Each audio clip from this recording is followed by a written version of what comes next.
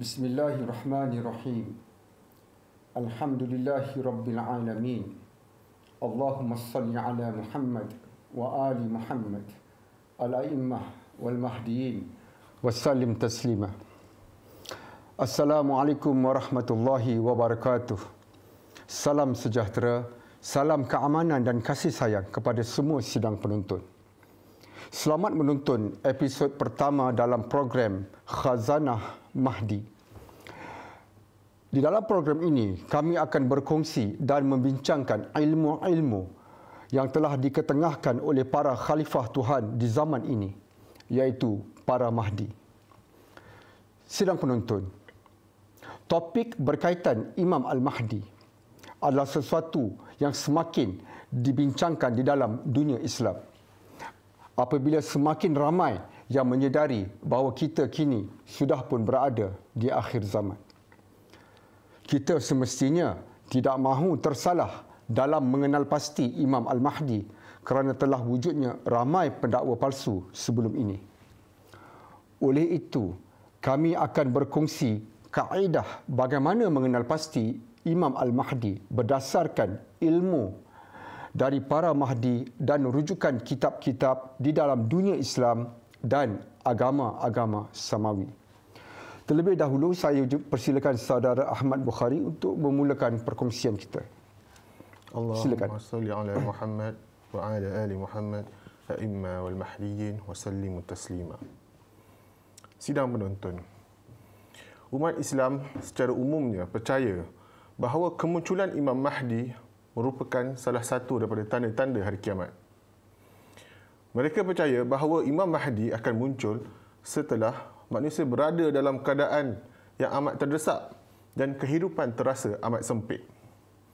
Dan kita tahu bahawa bermulanya ciri-ciri tanda akhir zaman ini iaitu setelah kewafatan baginda Nabi Muhammad SAW.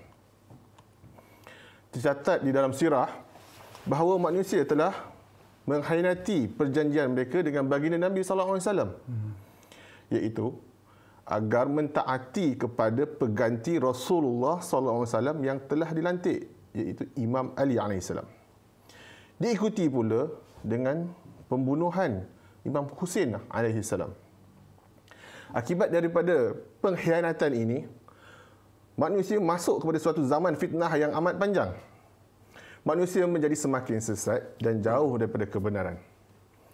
Terdapat riwayat bahawa kesesatan mereka sehingga mereka hanya Islam pada nama.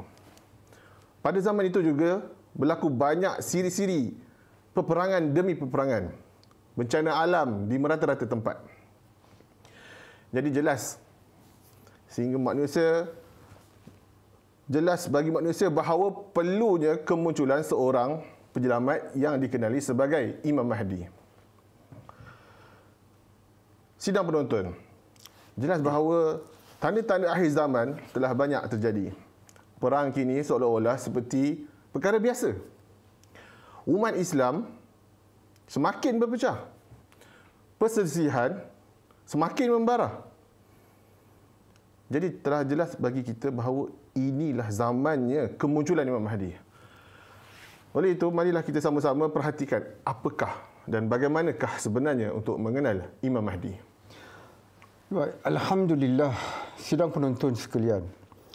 Dalam membincangkan perkara berkaitan dengan Imam Al-Mahdi, kita perlu sedari bahawa terdapat beberapa konsep berhubung Imam Al-Mahdi di dalam dunia Islam itu sendiri. InsyaAllah kami akan membincangkan dua konsep yang dipercayai oleh dua aliran mazhab Islam yang terbesar, iaitu Ahlul Sunnah wal Jamaah dan Syiah Imamiyah. Kita mulakan dengan Ahlul Sunnah wal Jamaah. Ahlul Sunnah wal Jamaah mempercayai bahawa Imam Al-Mahdi hanya akan dilahirkan di akhir zaman dan mempercayai bahawa nama beliau dijelaskan di dalam dua hadis yang terkenal seperti berikut. Pertama, daripada Abdullah bin Mas'ud, beliau berkata, Rasulullah SAW bersabda, dunia tidak akan berlalu pergi sehinggalah bangsa Arab akan dikuasai oleh seorang lelaki dari kalangan Ahlul Baitku yang namanya mirip dengan namaku. Dan seterusnya hadis kedua juga daripada Abdullah bin Mas'ud, beliau berkata, Rasulullah sallallahu alaihi wa alihi telah bersabda, sekiranya tidak berbaki daripada dunia ini melainkan hanya satu hari, nescaya Allah akan memanjangkan hari tersebut sehinggalah dia mengutuskan seorang lelaki pada hari tersebut yang mana lelaki itu daripada kalanganku, yakni dari ahlul baitku. Namanya mirip dengan namaku dan nama bapanya mirip dengan nama bapaku. Dia akan memenuhi bumi dengan keadilan dan kesaksamaan sebagaimana ia dipenuhi dengan kegelapan dan kezaliman. Sidang penonton sekalian, suka saya jelaskan bahawa para ulama Ahlus Sunnah wal Jamaah telah menggunakan kalimah sama dan bukannya mirip di dalam menterjemahkan hadis-hadis sebentar tadi. Walhal, terjemahan yang tepat adalah mirip dan bukannya sama. Oleh itu, para ulama Ahlus Sunnah wal Jamaah telah merumuskan bahawa nama Imam Al-Mahdi adalah Muhammad bin Abdullah secara khusus. Sidang penonton, jika kita sekadar merujuk kepada hadis-hadis tadi, tentulah mustahil untuk kita mampu mengenali Imam Al-Mahdi secara khusus. Kerana wujudnya banyak kemungkinan ke atas namanya dan nama ayahnya. Ini kerana, sidang penonton, ada riwayat mengatakan bahawa namanya adalah Ahmad dan nama ayahnya tidak semestinya hanya terikat kepada Abdullah. Mari kita perhatikan hadis berikut. Nabi SAW bersabda, aku adalah putera dua manusia yang akan disembelih. Sidang penonton, dua putera ini tidak lain dan tidak bukan ialah Nabi Ismail alaihissalam dan ayah kepada Rasulullah yang bernama Abdullah yang telah dinazarkan oleh datuknya untuk disembelih. Bermakna nama ayah Nabi boleh sahaja Abdullah dan boleh juga Ismail. Mari kita lihat hadis seterusnya. Imam Muhammad Al-Baqir alaihissalam berkata, dia, yakni Mahdi, mempunyai dua nama. Satu nama yang tersembunyi dan satu nama yang diumumkan. Nama yang tersembunyi adalah Ahmad dan nama yang diumumkan adalah Muhammad. Oleh itu, sidang penonton, Nabi SAW mempunyai nama yang zahir dan diumumkan iaitu Muhammad dan nama yang tersembunyi iaitu Ahmad. Selain daripada itu, ada juga hadis-hadis lain yang menyatakan bahawa Rasulullah telah bersabda, aku adalah Muhammad dan namaku Abdullah. Dan ada hadis lain juga menyebut, aku adalah Muhammad dan namaku Israel. Oleh itu, sidang penonton, adalah suatu falasi, yakni satu kaedah dan pemikiran yang salah untuk merumuskan bahawa nama Imam Al-Mahdi hanyalah merujuk kepada Muhammad bin Abdullah.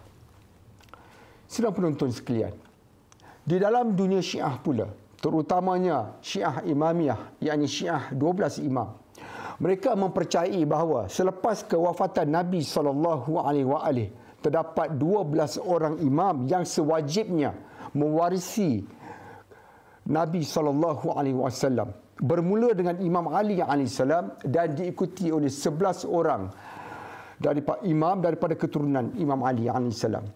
Kesemua para imam ini telah dibunuh dengan kejam oleh para pemerintah Bani Umayyah dan juga Abbasiyah, kecuali imam ke-12, iaitu Imam bin Muhammad bin Hasan yang telah gaib dan dinantikan kemunculan semulanya di akhir zaman sebagai Imam Al-Mahdi.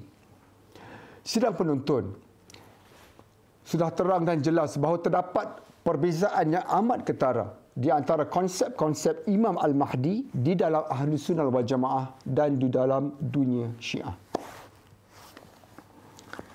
Sidang penonton, kita tahu dari satu segi bahawa umat Islam adalah sama seperti Bani Israel kerana mereka telah menunggu masa yang sangat lama untuk penyelamat masing-masing tiba.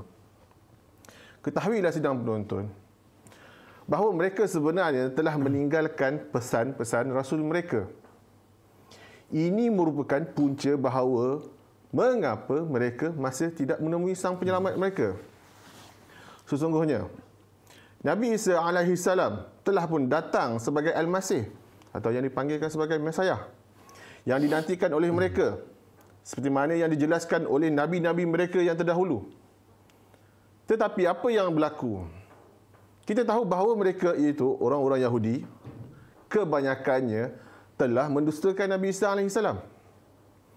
Bahkan kita tahu mereka ingin membunuh baginda alaihi salam. Kecuali segelintir sahaja daripada orang-orang Yahudi ini yang dapat menerima Nabi Isa AS. Kemudian, kita dapati bahawa Nabi Muhammad SAW juga telah datang. Dan baginda Rasulullah menyuruh bahawa dialah yang dijanjikan oleh Nabi Isa AS. Dan apa yang berlaku? Kaum Nasrani iaitu yang mengaku sebagai pengikut Nabi Isa AS sendiri juga akhirnya tidak dapat menerima Nabi Muhammad SAW. Sidang penonton, kini tibalah zaman giliran Imam Mahdi. Adakah umat Islam akan dapat menerimanya? Adakah umat Islam akan dapat secara mudah-mudah menerima Imam Mahdi? Ada sebuah riwayat jelas menunjukkan bahawa pada zaman ketika Imam Mahdi, baginda Imam Mahdi akan ditentang lebih teruk lagi daripada ketika zaman Nabi Muhammad SAW. Fudail bin Yasar meriwayatkan, aku mendengar Imam Ja'far As-Sadiq berkata, apabila Al-Qa'im kami bangkit, dia akan berdepan dengan kejahilan manusia yang lebih teruk dari apa yang dihadapi Rasulullah pada zaman jahiliah. Aku bertanya, kenapa ia menjadi begitu? Imam menjawab, Rasulullah datang kepada orang-orang yang menyembah batu dan kayu yang diukir. Akan tetapi, Al-Qa'im kami datang kepada orang-orang yang semuanya akan mentafsir sendiri kitab Allah bagi menentang tafsirannya. Dan akan berhujah menentang Al-Qa'im melaluinya, iaitu tafsiran peribadi mereka. Demi Allah, Al-Qa'im akan memasukkan keadilan di dalam rumah-rumah mereka sama seperti panas dan sejuk masuk ke dalamnya. Jadi sidang penonton jelas berdasarkan hadis yang kita bacakan tadi bahawa pada zaman Imam Mahdi nanti manusia akan mentafsir Al-Quran. Dan mereka akan menggunakan tafsiran mereka ini untuk menentang Imam Mahdi dengan tafsiran mereka. Hal ini terbukti daripada hampir 2 bilion umat Islam yang berada di dunia sekarang ni. Imam Mahdi mahukan 313 orang saja pun susah nak beriman kepadanya. Dan hal ini juga yang berlaku kepada rabar-rabar Yahudi. Mereka menggunakan tafsiran peribadi mereka terhadap Taurat untuk menentang Nabi Isa AS sendiri. Dan mereka menggunakan tafsiran ini untuk menghukum Nabi Isa sebagai kafir dan sesat. Dengan ini, mereka telah berjaya menipu dan menyesatkan umat. Sepatutnya, harapan umat bahawa mereka lah yang seharusnya mengenali Al-Masih, iaitu Nabi Isa, terlebih dahulu, kemudian menyeru manusia kepada Nabi Isa. Tapi hal itu tidak terjadi. Jelas, sebenarnya mereka inilah para pengkhianat agama dan mereka inilah para penjual agama.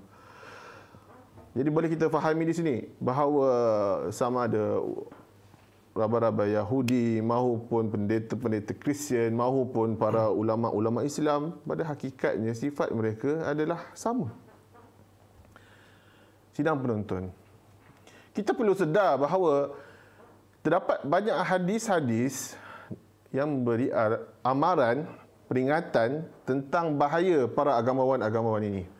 Contohnya, ada satu hadis yang popular yang Nabi bagi tahu di dalam riwayat Al-Baihaqi yang menyatakan bahawa ulama akhir zaman merupakan sejahat-jahat makhluk yang di bawah naungan langit.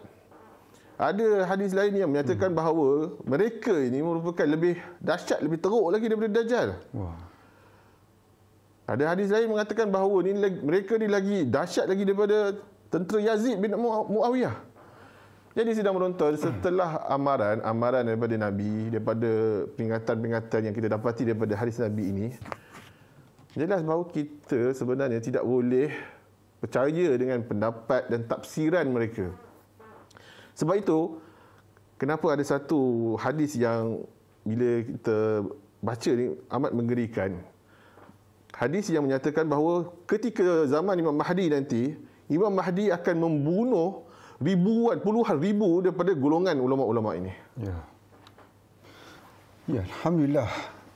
Satu pendedahan yang mungkin sidang penonton terutamanya daripada dunia Ahlussunnah wal Jamaah tidak pernah dengar, kerana anda terutama daripada dunia Ahlussunnah Jamaah menyangka bahawa para ulama lah sandaran anda untuk menunjukkan anda kepada Imam Al-Mahdi. Jadi ternyata berdasarkan apa yang telah diterangkan oleh saudara Bukhari sebentar tadi, mengikuti para ulama bukanlah cara untuk mengenali Imam Al-Mahdi. Malah ia adalah satu kesalahan yang amat besar sebab merekalah musuh utama Imam Al-Mahdi. Kerana itulah para ulama tidak suka menekankan hadis-hadis berkaitan Imam Al-Mahdi secara meluas, yang merangkumi keseluruhan hadis-hadis yang direkod di dalam kitab-kitab di dalam dunia Islam. Perkara ini sidang penonton amat jelas dan ketara di kalangan para ulama Ahlussunnah wal Jamaah yang terus-menerus menakutkan masyarakat agar menjauhi hadis-hadis keluarga suci Nabi sallallahu alaihi wasallam dengan alasan ianya direkodkan di dalam kitab-kitab Syiah. Walaupun terdapat khazanah yang amat banyak dari mereka alaihissalam yang membicarakan tentang Imam Al-Mahdi.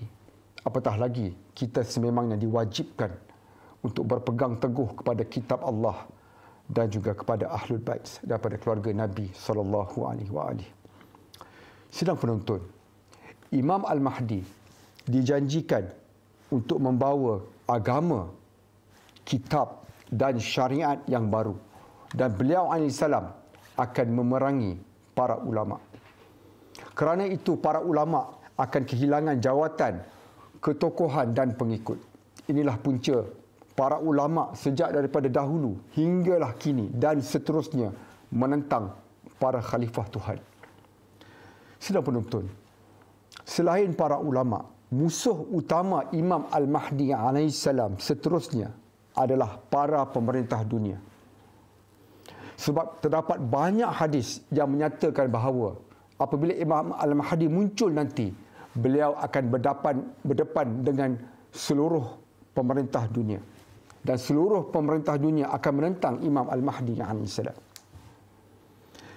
Imam Al-Mahdi diutus untuk mengambil alih kuasa pemerintahan dari semua pemerintah di semua negara di dunia ini, termasuklah di Malaysia. Jika kita mengkaji hadis-hadis tentang para ulama dan pemerintah serta kerajaan, ternyata apa yang dibicarakan ini adalah benar dan tidak dapat lagi dinafikan. Sebab itu, sidang penonton, para pemerintah negara-negara dan para ulama tidak ingin Imam Mahdi dan jauh sekali akan meraihkan kemunculan beliau alaihissalam. Dan media masa yang sememangnya dikuasai oleh para pemerintah negara-negara di dunia ini tidak akan mengumumkan kemunculan Imam Al-Mahdi. Sebab itu, sidang penonton, kita tidak boleh lagi meletakkan sandaran dan harapan kita kepada para pemerintah, apatah lagi ulama, untuk menunjuk dan mengenalkan kita kepada Imam Al-Mahdi. Sebagai contoh, sidang penonton, kerajaan negara Syiah Iran telah menubuhkan satu konsep kepimpinan setelah revolusi Iran itu. Satu konsep kepimpinan yang meletakkan ulama sebagai ketua agama dan ketua politik yang menentukan perlembagaan dan hukum hakam negara. Konsep ini dinamakan wilayah Al-Faqih. Dan mereka telah mewujudkan satu jawatan tertinggi yang dipanggil sebagai rahbah. Dan mereka mendakwa bahawa orang yang memegang jawatan rahbah ini akan menyerahkan jawatan ini kepada Imam Al-Mahdi apabila Imam Mahdi AS muncul.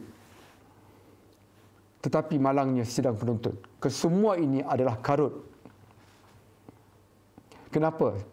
Kerana tidak ada walau satu hadis daripada Rasulullah ataupun hadis daripada keluarga Nabi SAW yang membenarkan perkara ini dilakukan.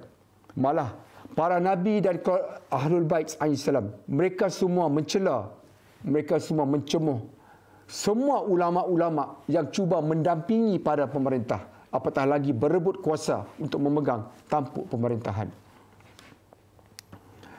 Dan di Malaysia, sidang penuntun yang mengamalkan mazhab akidah Ahlus Sunnah wal Jamaah, ketua dan simbol agama diberikan kepada agung di peringkat persekutuan dan sultan atau raja di peringkat negeri-negeri. Kuasa pelaksanaan agama pula diserahkan kepada para ulama. Sidang penuntun, Perdana Menteri, agung, sultan, raja dan para ulama, semuanya ini bukan perlantikan Allah Subhanahu Wa Taala, dan mereka tentulah bukan khalifah Allah. Mereka semua ini tidak akan meraihkan Imam Al-Mahdi dan dengan rela hati menyerahkan kuasa mereka kepada Imam Al-Mahdi. Sidang penuntun sekalian, Nabi SAW telah bersabda, tidak tergolong mukmin orang yang kenyang sementara jirannya kelaparan. Apakah agung, sultan dan raja ini hidup dalam kelaparan? Bukankah mereka dan keturunan mereka hidup dalam keselesaan, kemewahan dan menggunakan cukai yang diperah daripada rakyat? Mereka dan keturunan mereka tidur lena dan langsung tidak risau apakah mereka akan kehilangan tempat tinggal dan segala keperluan hidup. Malah ada di antara mereka yang sanggup dan tergamak untuk membeli nombor plet kereta dengan nilai berjuta-juta ringgit demi kepuasan hobi dan kemegahan mereka. Sedangkan rakyat kelaparan dan tidak memiliki rumah sendiri dan terpaksa berhutang di keliling pinggang demi kelangsungan hidup dan sesuap nasi. Mereka ini, Raja Sultan Agung, disanjung dan seolah-olah kebal dan dilindungi dengan kalimah daulat tuanku. Sidang penuntut, apakah mereka ini memenuhi kriteria orang-orang yang beriman sebagaimana digariskan oleh Rasulullah SAW? Ironinya, para ulama membisu 1000 bahasa tentang perkara ini, walhal mereka lebih mengetahui. Para ulama inilah syaitan-syaitan bisu yang membiarkan kezaliman ini menjadi suatu adat, kebiasaan dan perlembagaan negara demi menjaga kepentingan duniawi mereka. Bukankah ini sama sikap para ulama sebelum ini yang kita baca daripada kisah-kisah para nabi dan rasul sebelumnya? Oleh itu, sidang penuntun, bagaimanakah cara untuk kita mengenal Imam Al-Mahdi? Imam Ahmad Al-Hasan AS telah meletakkan batu asas untuk mengenali Imam Al-Mahdi. Beliau AS telah berkata di dalam khutbah hajinya, sudahkah kamu bertanya kepada Rasulullah dan para imam tentang para ulama di akhir zaman? Sebelum kamu bertanya kepada para ulama di akhir zaman tentang pewaris Imam Al-Mahdi. Sidang penuntun, oleh kerana itu, kita wajib memberikan perhatian serius kepada apa yang Nabi SAW dan juga keluarga suci baginda, yakni Ahlul Bait, telah nyatakan tentang kaedah bagaimana mengenal Imam Al-Mahdi. Sidang penonton, kebanyakan umat Islam juga percaya bahawa Imam Mahdi tidak mengetahui bahawa dirinya adalah Imam Mahdi. Tetapi adakah benar demikian bahawa Imam Mahdi tidak mengenali dirinya sebagai Imam Mahdi? Kenyataan ini menunjukkan seolah-olah Imam Mahdi ini selalu berada dalam keadaan kekeliruan. Mereka juga percaya bahawa para ansarnya akan tiba-tiba berkumpul di sekelilingnya secara ajaib. Seolah-olah menunjukkan Imam Mahdi tidak perlu melakukan persediaan, tidak perlu melakukan dakwah. Sidang penonton. Sedangkan pendapat ini bertentangan dengan sunnah para nabi dan sunnah para rasul yang terdahulu. Kita tahu bahawa Nabi Muhammad sendiri berdakwah selama 13 tahun di Mekah. Nabi lakukan persediaan. Nabi melakukan dakwah, mengumpulkan para sahabat. Mengumpulkan para sahabat-sahabat, ada yang kaya, menyiapkan alat-alatan perang, berperang dengan orang kafir. Jadi ada fasa persediaan. Kita juga tahu bahawa Nabi SAW berdakwah kepada pendeta-pendeta, melakukan mubahalah, berdakwah kepada golongan Nasrani, golongan Yahudi, menghadapi penyembah-penyembah berhala.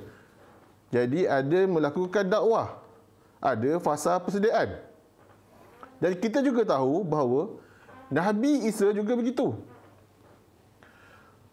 Baginda mengumpulkan para sahabat, berdakwah, menghadapi rabai-rabai Yahudi, menghadapi para Farisi, berkonflik dengan gubernur Rom ketika itu. Dan dikatakan, baginda berdakwah, mengumpulkan para sahabatnya sehingga berjumlah 72 orang dan menghantar sahabat-sahabatnya kepada merata-rata tempat. Kita dapati juga Nabi Musa juga sama. Nabi Harun juga sama. Melakukan dakwah, mengumpulkan manusia, menentang Fir'aun, menentang Haman. Kemudian, contoh lain, Nabi Ibrahim juga melakukan dakwah. Menghadapi Nimrod sampai baginda dicampak ke dalam api. Jadi, ada fasa dakwah, ada fasa persediaan. Jika kita kaji riwayat-riwayat lain, kita juga akan dapati bahawa Nabi menyatakan ada individu yang digelar, contohnya sebagai Al-Yamani, yang digelar sebagai mimbar Mesir. Menurut riwayat, individu ini diutuskan oleh Imam Mahdi AS sebagai orang yang membuka jalan dan memanggil, iaitu berdakwah kepada manusia kepada Imam Mahdi AS. Jadi jelas bahawa pasti Imam Mahdi juga melakukan dakwah dan menyeru manusia melalui individu ini tadi. Sidang penonton, ketahuilah bahawa terdapat riwayat bahawa Nabi SAW telah menamakan pengganti baginda. Hal ini amat penting. Manusia perlu ambil serius hal sebarang perkara yang melibatkan penuntutan kemahdian, penuntutan sebagai utusan Allah, penuntutan sebagai khalifah Allah.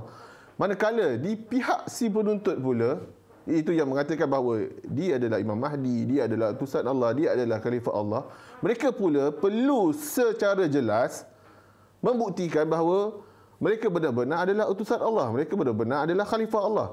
Kita tidak boleh secara emosi atau semata-mata kerana pendapat majoriti banyak kata oh si fulan adalah Mahdi, lepas tu kita terus ikut mereka. Ya. Kerana inilah bersangka-sangka ikut majoriti menyebabkan umat manusia di zaman ini telah jauh daripada kebenaran. Sidang penonton, ketahuilah bahawa Nabi Muhammad SAW sendiri telah menuntut secara jelas bahawa baginda merupakan utusan yang dimaksudkan di dalam Taurat dan di dalam Injil.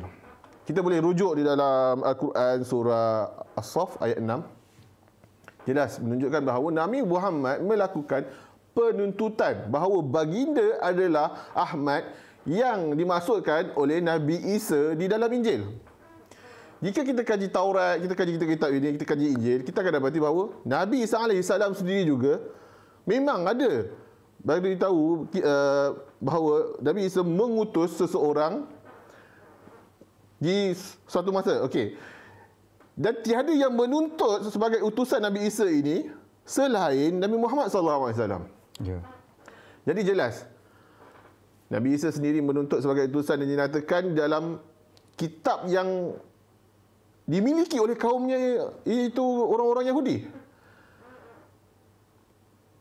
Jadi perbuatan Nabi Isa menuntut sebagai utusan di dalam kitab orang-orang Yahudi dan perbuatan Nabi Muhammad menuntut sebagai utusan yang dinyatakan oleh Isa, perbuatan itu sendiri, itu proses melakukan penuntutan itu sendiri merupakan satu bukti pengesahan identiti sebagai utusan Allah. Sebab apa? Jika Allah membiarkan sesiapa saja boleh menuntutnya, maka ini merupakan suatu perbuatan yang sia-sia yang dilakukan oleh Nabi Isa, sia-sia yang dilakukan oleh Nabi Muhammad SAW. Dan tidak perlulah Allah menceritakan kisah penuntutan ini di dalam mana-mana kitab suci. Jadi tuan-tuan, renungkanlah. Alhamdulillah, sidang penonton sekalian. Wasiat yang dibicarakan oleh saudara Bukhari sebentar tadi sebenarnya adalah syarat pertama, kaedah pertama untuk kita mengenal Imam Al-Mahdi di dalam peraturan mengenal hujah Allah atau khalifah Allah. Sedang penonton, kesemua khalifah Allah Subhanahu wa taala dilantik oleh Allah Subhanahu wa taala secara langsung, iaitu di dalam kes Nabi Adam AS yang dilantik di hadapan kesemua malaikat. Dan seterusnya, Nabi Adam mewasiatkan jawatan kekhalifahan ini kepada anaknya Nabi Seth. Dan Nabi Seth AS juga melakukan perkara yang sama sebelum kewafatan beliau. Mewasiatkan kepada anaknya dan seterusnya. Dan perkara ini, sidang penonton, adalah bertali arus dan sambung menyambung dalam bentuk catatan wasiat daripada satu khalifah Allah kepada khalifah yang seterusnya. Inilah sunnah Allah Subhanahu wa taala ke atas para khalifahnya, dan sunnah Allah ini, sidang penonton, tidak akan berubah selama-lamanya. Oleh kerana itu, sidang penonton, Imam Al-Mahdi mestilah diwasiatkan dan dilantik oleh khalifah-khalifah Allah sebelumnya. Beliau alaihissalam mesti disebut oleh Nabi SAW dan para khalifah sebelumnya secara spesifik. Dan wasiat Nabi SAW yang dibicarakan ini sememangnya telah menyatakan perkara ini. Sidang penonton, kami menjemput sidang penonton untuk melayari laman sesawang kami untuk membaca keseluruhan hadis wasiat ini. Untuk program ini, saya akan membacakan ringkasan atau saya akan sampaikan ringkasan wasiat tersebut. Nabi SAW telah mewasiatkan di malam kewafatan baginda SAW bahawa kepimpinan dan urusan ke atas agama dan umat Islam diwariskan kepada 12 orang imam dan setelah itu diikuti oleh 12 orang mahdi. Bermakna jumlah keseluruhan mereka adalah 24 orang. Imam pertama adalah Imam Ali AS dan imam yang ke-12 adalah Imam Muhammad bin Hasan, iaitu Imam Al-Mahdi.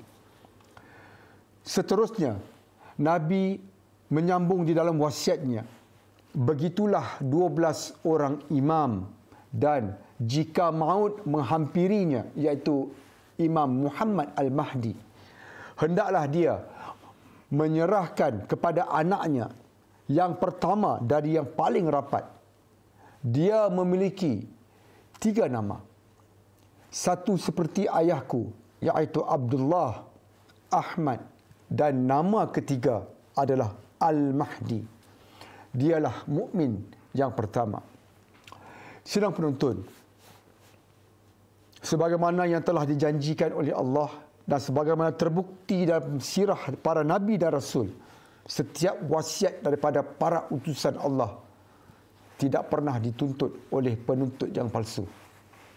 Dan wasiat Nabi ini juga tidak pernah dituntut sebelum ini, melainkan 12 orang imam sebelum ini. Dan ini adalah suatu bukti yang jelas dan nyata sekiranya anda benar-benar jujur dan berfikir. Kini di akhir zaman, wasiat ini telah dituntut oleh Imam Ahmad Al-Hasan alaihissalam dan Abdullah Hashim Aba Al-Sadiq alaihissalam, yang masing-masing telah menuntut nama Ahmad dan Abdullah di dalam wasiat ini, iaitu mewakili para pewaris Imam Al-Mahdi sebagai Mahdi yang pertama dan Mahdi yang kedua. Sidang penuntun, di dalam wasiat Nabi SAW, baginda telah menegaskan bahawa wasiat ini adalah perlindungan daripada kesesatan. Oleh itu, jika ia boleh dituntut oleh sesiapa saja, ia akan menimbulkan kekeliruan dan pastinya kebuntuan dan tidak lagi mampu untuk menjamin daripada kesesatan. Walaupun ramai manusia sebelum ini telah mendakwa mereka adalah Imam Al-Mahdi, tetapi tidak ada seorang pun daripada mereka telah menuntut wasiat ini, telah menuntut dengan membawa surat pelantikan daripada Nabi SAW dalam bentuk wasiat Nabi ini.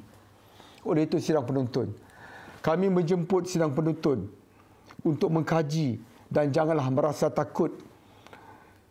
Silalah kaji sidang penuntun dengan ikhlas. Kerana selagi mana anda mengkaji dengan ikhlas untuk mencari kebenaran, Tuhan tidak akan sekali-kali membiarkan anda terus berada dalam kesesatan. Silakan. Sidang penonton, banyak umat Islam percaya bahawa cara lain untuk mengenal Imam Mahdi iaitu dengan panji hitam. Namun kita hendaklah sedar bahawa panji hitam ini bukan sekadar sebarang panji hitam. Kalau sekadar sebarang panji hitam, ia tidak boleh menjadi kayu ukur yang sebenar. Di dalam sebuah riwayat berbunyi bahawa sesungguhnya kami Ahlul Bait memiliki panji. Barang siapa yang mendahului panji tersebut telah murtad. Dan barang siapa yang terlambat kepadanya telah binasa. Dan barang siapa yang mengikutinya telah mengikuti kami. Di atasnya tertulis Al-Bai'ah Lillah. Jadi berdasarkan hadis tersebut, jelas bahawa panji hitam yang dikibarkan oleh kumpulan-kumpulan seperti Al-Qaeda, ISIS dan Taliban adalah batil. Adakah Imam Mahdi AS berada di dalam kumpulan-kumpulan ini? Tidak. Riwayat tersebut jelas menyebut bahawa panji hitam tersebut hendaklah tertulis padanya perkataan Al-Bai'ah Lillah. Apakah yang dimaksud dengan Al-Bai'ah Lillah? Al-Bai'ah Lillah membawa maksud bahawa kita hendaklah hanya menyatakan ikrar ketaatan hanya kepada utusan atau khalifah yang dilantik oleh Allah. Kerana mentaati khalifah Allah adalah sama dengan mentaati Allah. Panji inilah yang diangkat oleh Rasulullah SAW ketika di Perang Badar. Kita tahu bahawa selama 1400 tahun ini tiada seorang pun yang pernah mengangkat panji ini selain Imam Ahmad Al-Hasan Al-Yamani dan Abdullah Hashim Aba Sadiq, iaitu mimbar Mesir. Kerana Allah telah melindungi dengan cara bahawa hanya khalifahnya yang sebenar sahaja yang boleh mengangkatnya atau yang pertama mengangkatnya. Seperti mana yang telah dijelaskan tadi bahawa mereka berdua juga, iaitu Imam Ahmad Al-Hasan dan Abdullah Hashim Aba Sadiq, juga adalah si penuntut wasiat. Menurut riwayat bahawa panji ini juga akan dilaknat oleh ramai orang di timur dan di barat. Dan ini juga yang sedang berlaku. Jadi sidang penonton, semua janji setia, iaitu bai'ah, seperti bai'ah kepada raja-raja, kepada negara-negara, panji-panji lain atau sebarang bai'ah kepada ideologi lain, setiap janji setia kepada selain Allah adalah bai'ah kepada iblis. Dan bai'ah ini membawa ke neraka. Demokrasi, komunisme, monarki dan setiap raja-raja dan pemimpin yang dihasilkan oleh bai'ah jenis ini adalah batil. Kita tahu bahawa Nabi Isa AS ketika baginda diutus oleh Allah untuk ditaati, maka baginda adalah seorang raja, seorang pemimpin. Baginda AS tidak datang untuk menyertai pilihan raya. Baginda tidak datang untuk diundi oleh para rabai-rabai Yahudi. Bukankah begitu? Ketahuilah sidang penonton bahawa Allah amat murka dan Allah amat tak suka kepada sesiapa yang cuba campur tangan di dalam urusan menentukan kepimpinan ini. Perlu diketahui juga bukan hanya demokrasi saja yang batil, malah pelantikan secara warisan. Contohnya berlantik anak yang pertama yang banyak dilakukan oleh para raja. Juga pelantikan secara dengan menggulingkan kuasa seperti mana yang dilakukan Muawiyah terhadap Imam Ali suatu ketika dahulu. Jadi tuan-tuan, kesimpulannya semua yang hasil daripada bai'ah ini, yang tiada surat lantikan daripada Allah ini, yang tidak menuntut wasiat daripada Nabi sebelumnya, adalah batil dan merupakan hasil daripada sistem Dajjal. Ya. Alhamdulillah. Sidang penonton sekalian, sebelum saya memberikan sedikit komentar tentang Panji yang disebutkan, iaitu ketuanan Allah, saya ingin mengajak sidang penonton untuk berfikir dan juga muhasabah tentang satu perkara penting. Sidang penonton, Nabi Muhammad sallallahu alaihi wasallam adalah hamba Allah yang paling pintar, paling dekat dengan Allah, dan Nabi yang paling menyayangi umatnya. Oleh itu, apakah logik Nabi SAW akan membiarkan umatnya dalam keadaan kucak-kacir dan berperang dan berbunuhan untuk menentukan siapa yang akan menjadi para pengganti baginda yang seterusnya? Apakah baginda kurang bijak berbanding dengan orang-orang seperti Abu Bakar, Umar, para pemerintah Bani Umayyah dan Abbasiyah? Abu Bakar, sidang penonton, telah merampas jawatan kepimpinan secara paksa dari pewaris yang sewajibnya, iaitu Imam Ali AS. Dan dia telah dipilih secara pilihan raya atau syura di Saqifah Bani Sa'idah. Dan dia ini dipilih oleh penduduk di Madinah sahaja ketika itu, ketika jasad Nabi masih dimandikan dan diuruskan oleh Imam Ali AS. Dan Abu Bakar sendiri tidak meninggal dunia sebelum dia terlebih dahulu melantik Umar sebagai penggantinya melalui perlantikan terus. Langsung dia terus melantik Umar. Dan Umar pula tidak meninggal dunia sebelum dia terlebih dahulu menubuhkan satu majlis yang dianggotai oleh beberapa kroninya untuk memilih penggantinya. Pemerintah Umayyah pula memulakan sistem pewarisan pemerintahan berdasarkan keturunan, dan juga pemerintah Abbasiyah telah meniru apa yang telah dilakukan oleh pemerintah Umayyah, iaitu sistem pewarisan pemerintahan melalui keturunan. Dan pemerintahan Umayyah pula dijatuhkan melalui pemberontakan dan peperangan oleh Bani Abbasiyah.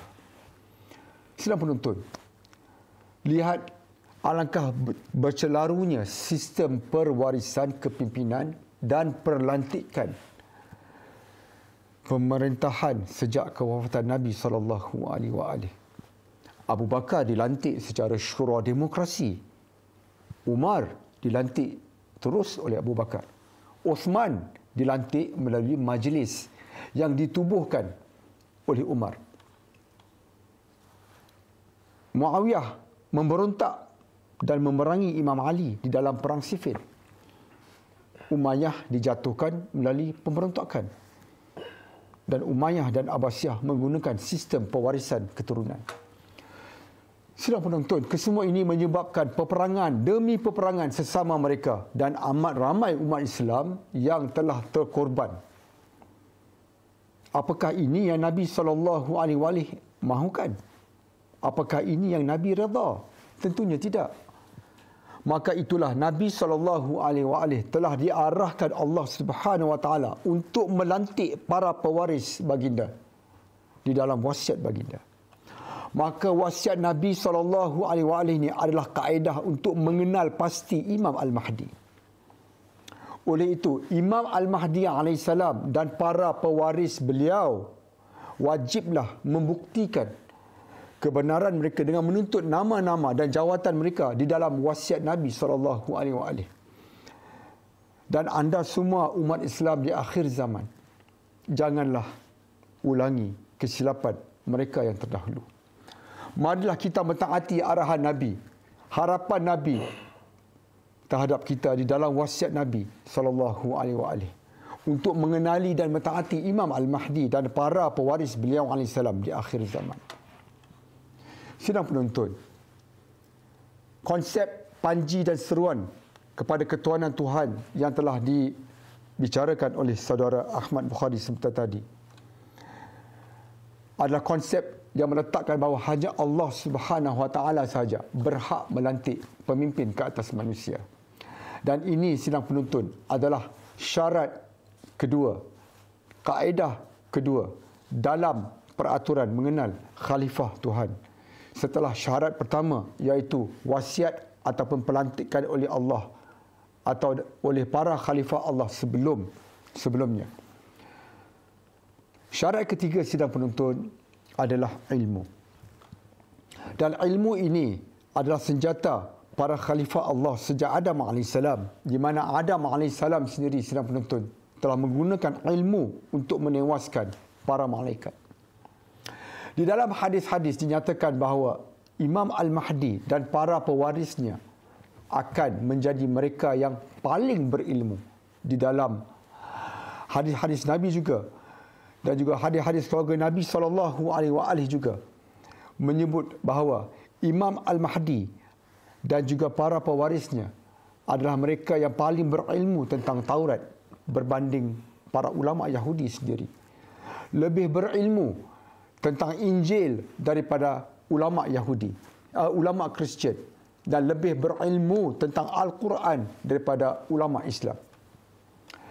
Sidang penonton, Imam Mahdi akan berhukum dan mentadbir kaum Yahudi dengan Taurat dan berhukum dan mentadbir umat Kristian dengan Injil dan akan berhukum dan mentadbir umat Islam dengan Al-Quran. Dan ini semua telah dijanjikan oleh Nabi SAW dan keluarga suci baginda di dalam banyak hadis-hadis. Sidang penonton, Imam Ahmad Al-Hasan AS merupakan Mahdi pertama dan beliau jugalah Al-Yamani yang dijanjikan. Al-Yamani yang mengangkat panji-panji Al-Yamani, yang menyeru dan memanggil manusia kepada Imam Al-Mahdi, pemilik zaman, sahibul asri wal zaman di dalam hadis-hadis. Dan begitu jugalah Abdullah Hashim Abad Al-Sadiq AS yang merupakan Mahdi kedua dan mimbar Mesir yang dijanjikan menubuhkan platform pentas dakwah kepada dunia. Mereka berdua telah mengumumkan bahawa mereka lebih mengetahui tentang Taurat daripada ahli kitab Taurat. Dan mereka lebih mengetahui Injil daripada ahli kitab Injil. Dan mereka lebih mengetahui tentang Al-Quran daripada ulama-ulama Islam. Dan di antara buktinya sidang penonton adalah kitab The Goal of the Wise yang ditulis oleh oleh Mahdi yang kedua, Abdullah Hashim Abad Al-Sadiq AS, yang turut mengandungi ilmu-ilmu daripada Imam Al-Mahdi AS dan Imam Ahmad Al-Hasan AS selain daripada beliau AS sendiri. Sidang penonton, kitab The Goal of the Wise ini membongkar banyak perkara-perkara yang dahsyat yang tidak pernah dibicarakan dan dirungkai pernah difikirkan oleh mana-mana pihak sebelum ini. Baiklah sidang penonton, sebagai rumusan kepada perbicaraan kita pada hari ini, jadi jelas bahawa untuk mengenal Imam Mahdi terdapat 3 perkara. Yang pertama iaitu wasiat, iaitu penuntut mestilah menuntut sebagai orang yang dimaksudkan oleh utusan Allah yang sebelumnya. Yang kedua, menyuruh bahawa hanya Allah yang melantik pemimpin, yang melantik khalifah. Ini termasuk panji hitam yang ada tertulis padanya kalimah bai'ah lillah. Dan yang ketiga, bahawa Al-Mahdi ataupun utusan Allah atau khalifah Allah mestilah memiliki ilmu dan lebih berilmu berbanding ahli kitab terhadap kitab-kitab mereka. Alhamdulillah, sidang penonton sekalian, kita telah membicarakan kaedah untuk mengenal Imam Al-Mahdi AS, di mana kaedah ini adalah kaedah yang telah ada di hadapan mata kita selama ini. Kaedah ini mudah, sangat logik dan rasional. Dan saya yakin tidak ada ulama dalam dunia mampu mencabar kaedah ini. Kerana kaedah ini adalah kaedah yang memang sudah digunakan pakai. Kalau kita mengkaji Al-Quran dan kita menganalisa, kita akan menjumpai kaedah ini. Memang dinyatakan dalam kisah-kisah di dalam Al-Quran dan dinyatakan dalam hadis-hadis. Tetapi sekiranya ada cabaran, kami raikan. Dan kami juga ingin mencabar para ulama di seluruh dunia dan ulama-ulama di Malaysia untuk membawa kepada kami kaedah untuk mengenali Imam Al-Mahdi secara khusus. Bukan secara agak-agakkan, bukan secara andai-andaian anda. Sebagaimana anda, para ulama sering lakukan. Apabila anda mengatakan kita menunggu Imam Mahdi di bai'ah depan Kaabah. Persoalannya, siapa yang membai'ah Imam Mahdi dan bagaimana mereka yang membai'ah Imam Mahdi ini mengetahui yang orang itu Imam Mahdi? Mimpi? Perkara ini harus kita fikirkan dengan jujur, sidang penonton. Proses dakwah Imam Mahdi mesti wujud sebagaimana ini adalah sunnah para Nabi dan Rasul. Dan Imam Al-Mahdi juga termaktub di dalam sunnah ini.